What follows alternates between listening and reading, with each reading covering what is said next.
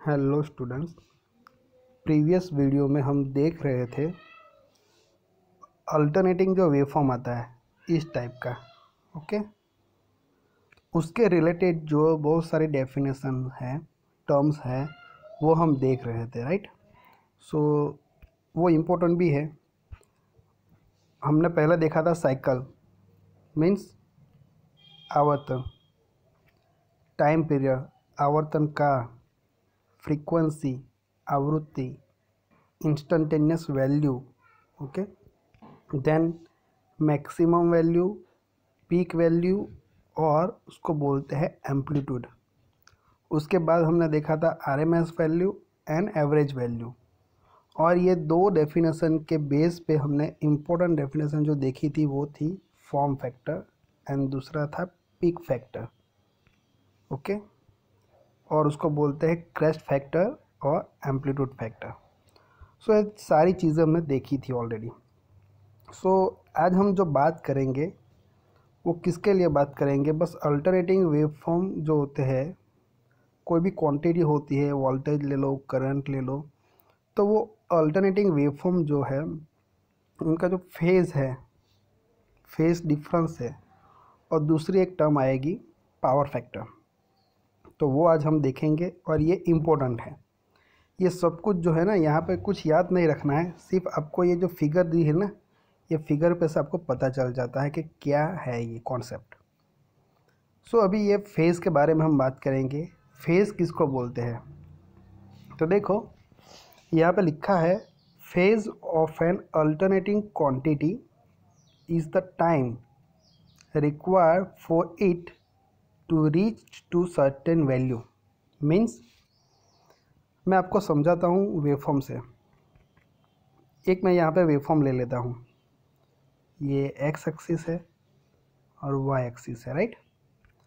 अब Y axis पे क्या लिखा है, यहाँ पे ई लिखा है, उसका मतलब क्या है, हमारा ईएमएफ वोल्टेज है, राइट।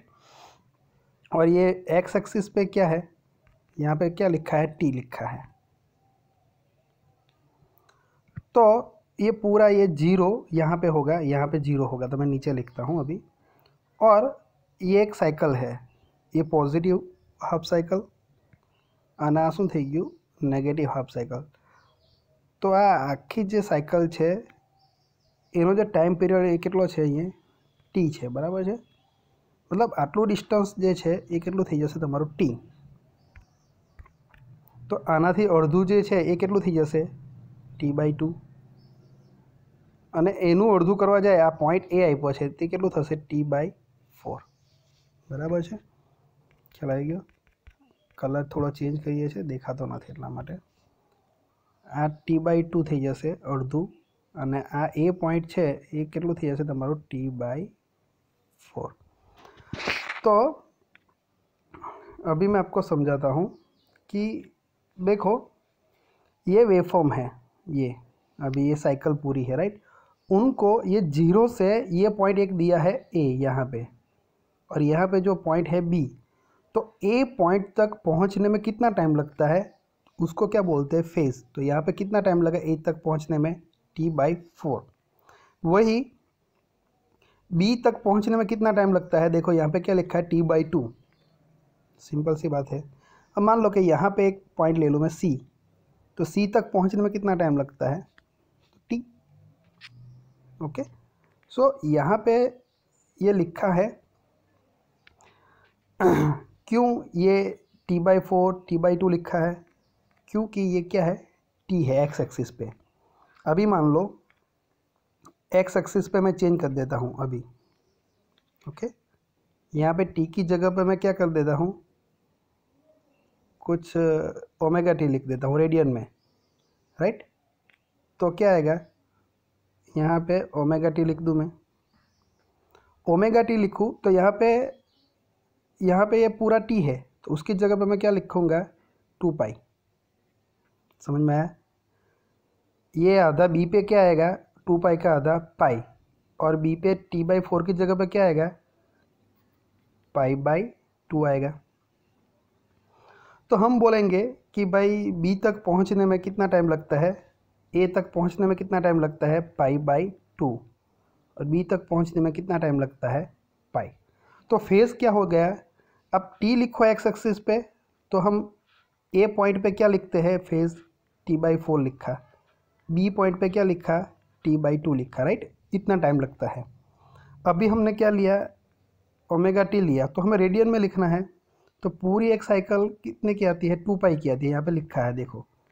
तो ये क्या हो जाएगा, आधा पाई।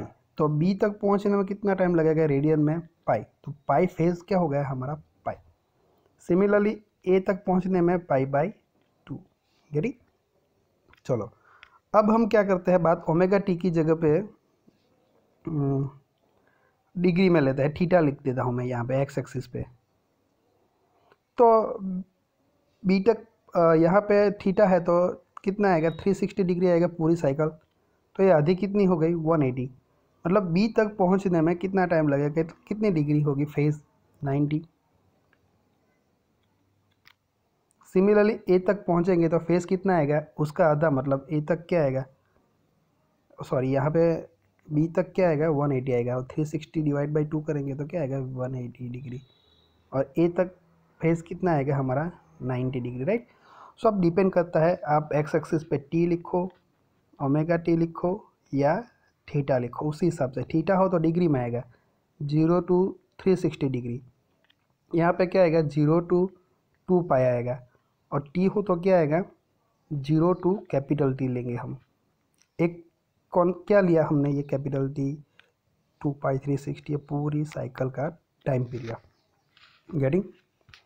सो ये हो गया हमारा फेज कि कोई भी अल्टरनेटिंग क्वांटिटी, मतलब ये हो गई, ये अल्टरनेट क्वांटिटी, उसको कोई एक पॉइंट, कोई एक सर्टेन वैल्यू, मतलब यहाँ पे पॉइंट ए लिखा है, बी तक पहुँचने में कितना टाइम जरूर लगता है, उसको कितना टाइम चाहिए, वो क्या हो जाएगा हमारा फेज। ये बाकी का समझाया है, वो मैंने जो बोला है वही समझा है, रेडियन में, डिग्री में, ओके, और टाइम के रिस्पेक्ट में। अब इम्पोर्टेंट उसके बेस पे हम पढ़ेंगे, वो है फेज डिफरेंस। सो ये एक वेवफॉर्म का हमने फेज के बारे में देखा। अभी फेज डिफरेंस हमें फाइंड करना है, किसी के बीच में कितना डिफरेंस है, बराबर। कोई બે વેવફોર્મ વચ્ચે કેટલો તફાવત છે, तो तफावत डिफरेंस शोधो હોય तो આપણે कोई બે क्वांटिटी જોઈએ। तो मैं यहाँ पे क्या लेता हूँ, दो ले लेता हूँ। देखो ये वेवफॉर्म में ड्रॉ कर रहा हूँ अभी, ये x axis and y axis मैंने ड्रॉ किया। यहाँ पे क्या लिखा मैंने, ओमेगा टी, और यहाँ पे क्या लिखा, ई, मतलब हमारा ईएमएफ है। अब मैं वेवफॉर्म ड्रॉ करता हूँ। तो वेवफॉर्म देखो, ये एक मैंने ड्रॉ किया, ये इसको नाम दे देता हूँ मैं कोई भी E1। अब मैं दूसरा ड्रॉ करता हूँ, उसको नाम दे देता हूँ मैं E2। गेटिंग। तो देखो यहाँ पे ये दो वेवफॉर्म है हमारे पास, दो वोल्टेज के हैं, दो ईएमएफ के हैं, ओके। एक तो E1 का है और E2 का है। तो देखो दोनों एक साथ स्टार्ट हुए, यहाँ से एक साथ यहाँ पे 0 हुए और एक साथ यहाँ पे एंड हो गया, राइट। मतलब ये दोनों के बीच में जो है थीटा जो है, या हम जो ये फेज बताते हैं ना, ये उनको कैसे बताते हैं, फाई से, राइट। तो ये दोनों के बीच में जो होगा डिफरेंस, वो क्या होगा, 0 हो जाएगा। और हमें डेफिनेशन लिखनी है तो कैसे लिखेंगे कि जब ये E1 एंड E2 मैक्सिमम होंगे, मतलब જ્યારે આ બંને વેવફોર્મ જે છે EMF E1 અને E2 બંને મહત્તમ એક જ સાથે થશે। જો જ્યારે મહત્તમ એક સાથે થશે તો ત્યારે આપણે એવું કહીશું કે આ E1 અને E2 વચ્ચેનો જે ફેઝ ડિફરન્સ છે એ કેવો છે, 0 છે, બરાબર। તો એને શું કહેવાશે, ઇન ફેઝ, બરાબર છે, એને કહેવાશે ઇન ફેઝ। गेटिंग। सो देखो यहाँ पे लिखा भी है, द टू क्वांटिटीज, मतलब हमने कौन सी ली, E1 एंड E2 दो,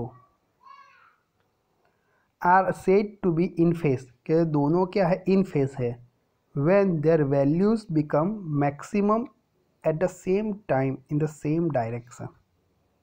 गेटिंग। इसका मतलब क्या है, ये वाला। ये आपकी एक्स एक्सिस है, ये आपकी एक डायरेक्शन हो गई। आप एक्स एक्सिस को क्रॉस करोगे तो दूसरी डायरेक्शन हो जाएगी। तो एक डायरेक्शन मतलब यहाँ पे ही देखना है हमें, यहाँ पे देखो या यहाँ पे देखो, कहीं पे भी देखो कोई प्रॉब्लम नहीं, राइट।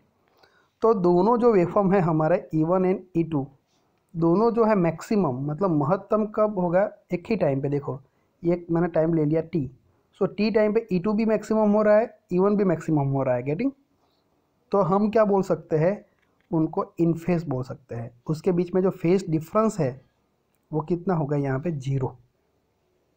देखो यहाँ पे ये दोनों के बीच में कुछ डिफरेंस दिखाई दे रहा है। हाँ, ये एक बड़ा है एक छोटा है, उससे कोई प्रॉब्लम नहीं। हमें क्या देखना है, ये यहाँ पे कुछ डिफरेंस है। अभी मान लो एक दूसरा एग्जांपल, ये यहाँ पे किसका है, 2 वोल्टेज इन फेस का है ये एग्जांपल। अभी फेस डिफरेंस बताना है तो ऐसे बताएंगे, यहाँ पे 2 वोल्टेज लिए हुए हैं EA एंड EB, राइट। तो क्या होगा यहाँ पे, देखो यहाँ पे 2 वेवफॉर्म जो है वोल्टेज दिए है EMF, एक तो EA है और एक दूसरा क्या है EB, ओके। अब देखो EA का वेवफॉर्म ये 0 से स्टार्ट हुआ, ये जा रहा है, और EB का जो वेवफॉर्म है वो ये स्टार्ट हो गया उसके थोड़े टाइम के बाद ये स्टार्ट हुआ, देखो यहाँ से। तो ये दोनों में ये डिफरेंस आया, तो उसको कैसे डिनोटेट करते हैं, फाई। तो આને શું કહેવાય છે, ફેસ ડિફરન્સ, બરાબર છે। બંનેના ફેસ વચ્ચે જે ડિફરન્સ આવે છે તેને કહેવાય છે ફેસ ડિફરન્સ, અને એને આપણે શાનાથી દર્શાવવામાં આવે છે, फाईથી। ખ્યાલ આવી ગયો। सो फिगर हमें एग्जाम में आया तो मेन फिगर ही ड्रॉ करनी है, उसके पे ही चलता है पूरा, राइट। आपको कुछ और पढ़ना नहीं है। अब देखो यहाँ पे हमने किसके बात की, ये फेस डिफरेंस के बारे में बात की। यहाँ पे देखो दोनों साथ अभी मैक्सिमम भी हुए और दोनों साथ स्टार्ट हुए थे, एंड भी साथ में हुए, तो वो क्या इन फेस, मतलब यहाँ पे जो फेस डिफरेंस है ही नहीं, तो फाई फेस डिफरेंस को हम बोलते हैं फाई। तो वो क्या हो जाएगा, 0 डिग्री हो जाएगा। और यहाँ पे कोई ना कोई डिग्री होगी, कोई ना कोई वैल्यू होगी उसकी। तो चलो अब बात करते हैं मेन इंपॉर्टेंट जो ये IMP डेफिनेशन है पावर फैक्टर की। अब पावर फैक्टर किसको बोलते हैं, तो ये फिगर हमें ड्रॉ करनी है मेन। तो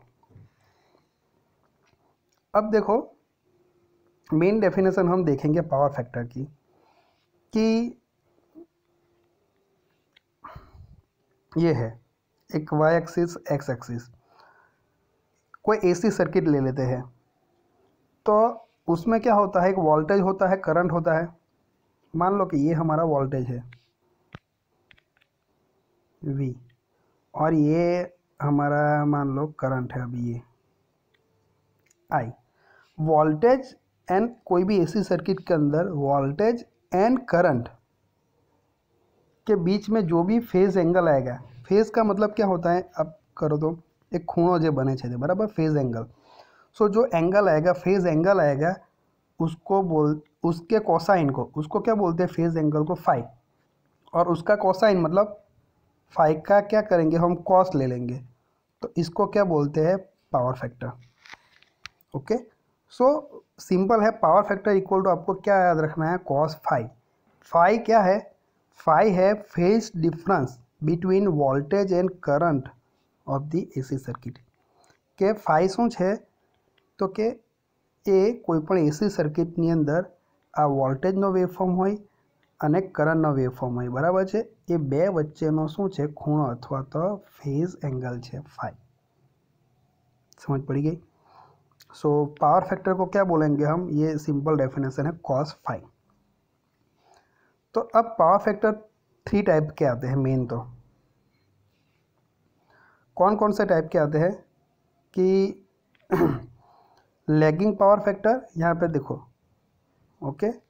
दूसरा है leading power factor and unity power factor.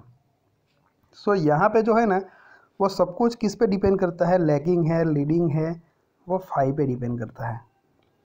Okay, चलो हम बात करते हैं अभी पहले लैगिंग की। तो लैगिंग में क्या होगा, ये वोल्टेज जो है वो यहाँ से स्टार्ट हुआ, देखो 0 से, ये ओके।